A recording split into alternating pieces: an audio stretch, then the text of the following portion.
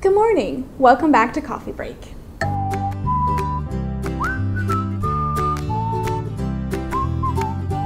This week is Mental Illness Awareness Week. We think that books are a really great way to talk about topics that are hard to talk about.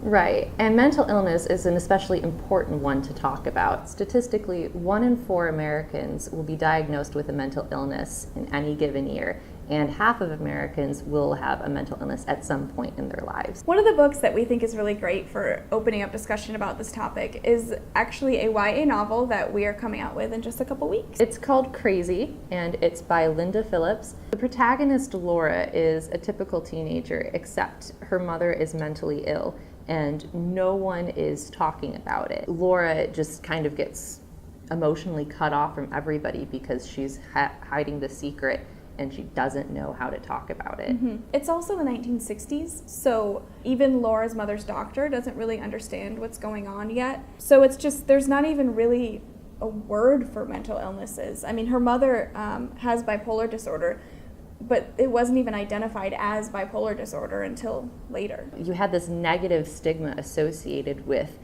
mental illness and everything. Mm-hmm. I mean, they called crazy. And so Laura doesn't want to talk to her friends about it, and her family won't talk about it. Mm-hmm. So she just kind of gets cut off from everyone. And she tries to find some solace in art. She actually starts creating little clay figurines of this ideal family, mm-hmm. just to have something to deal with. And I really like that this book makes the point that open and honest communication is the key to dealing with not just mental illness, but any hard topic, really. Mm-hmm. Yeah, the author, Linda Phillips, actually started writing poems, not intending them to become a novel in verse, just to cope with her own mother's bipolar disorder. It's a fictional book, but it's largely based on Linda's own experience. And I loved the fact that she was, brave enough to do this, because mm-hmm. I was a psych minor in college, so I studied mental illnesses, but it's completely different reading about these things in a textbook and then reading a piece of fiction that is actually based on someone's actual experiences. You get a much more intimate and personal look, and you get to see the ramifications of, not what this just does to the person who has bipolar disorder, but their family and then their family's friends. Mm-hmm. It goes on. This book takes place 50 years ago, and we still have the same problem of the stigma that surrounds mental illness and the lack of communication.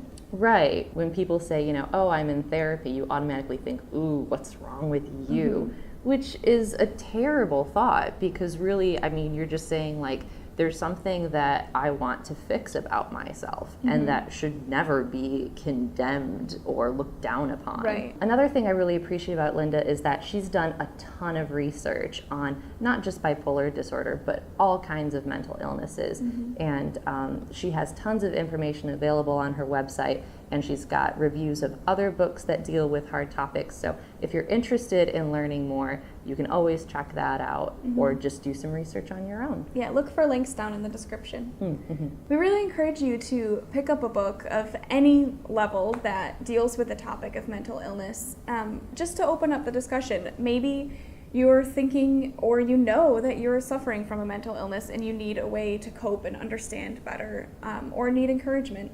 Maybe you know someone who is dealing with a mental illness and you just want to understand them better. Maybe you just want to be a more culturally and socially aware citizen. Yes. Feel free to visit Linda's blog. She has a lot of recommendations there. And feel free to leave us comments with recommendations of books. Next week, we're going to be talking about diverse books and why we need them. And we're going to be giving away some diverse books. All right, that's the part everyone's excited about. I'm excited for the diverse books. So look forward to that. We'll see you next week. That